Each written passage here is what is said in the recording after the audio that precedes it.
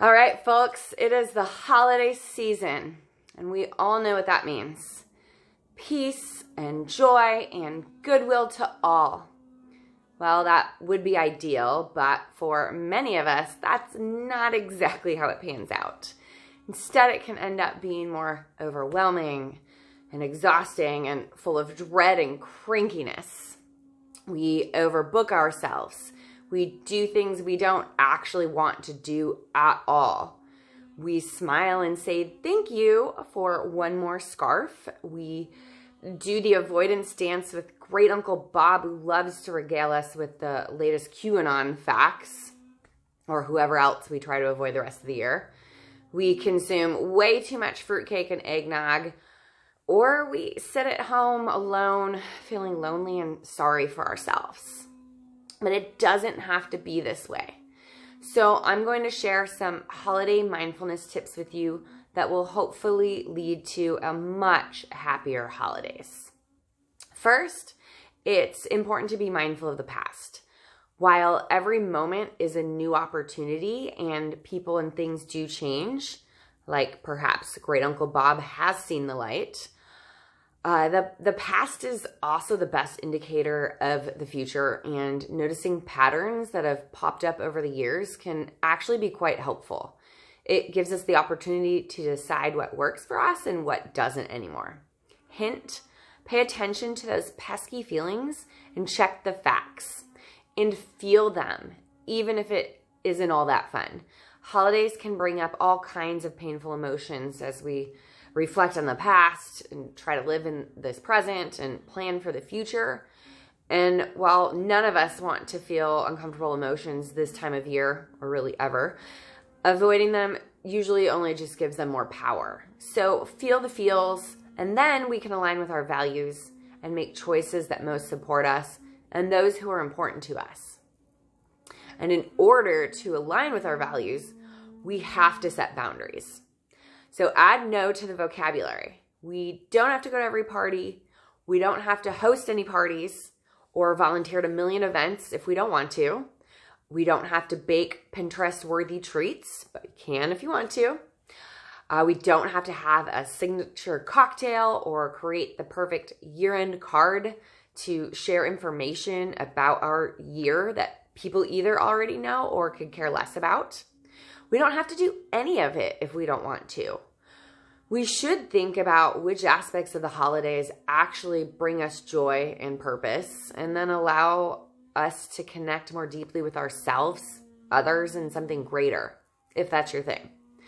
We don't even have to celebrate anything at all if we don't want to. We should only do those things that truly matter to us.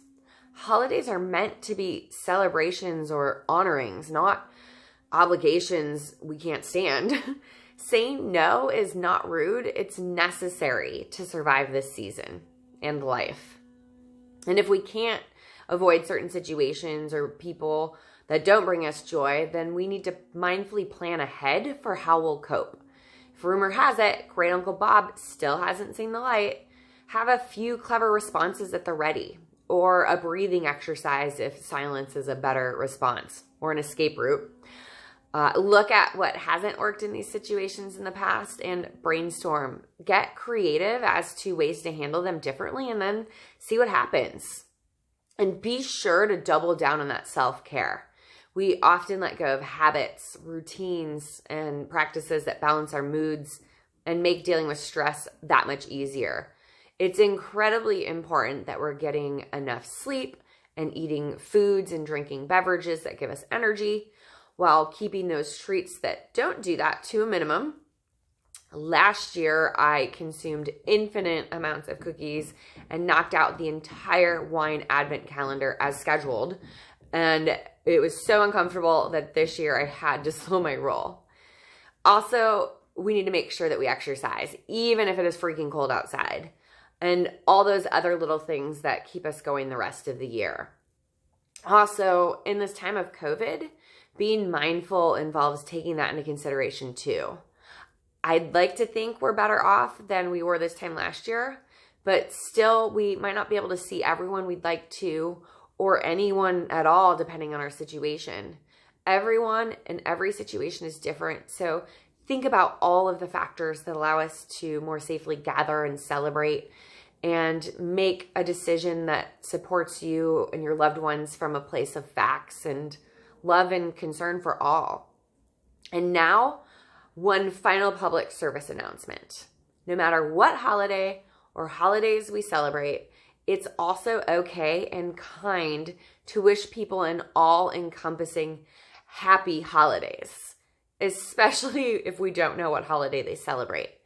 Anyone who takes offense to that is not being all that mindful and should probably subscribe to this channel in the new year.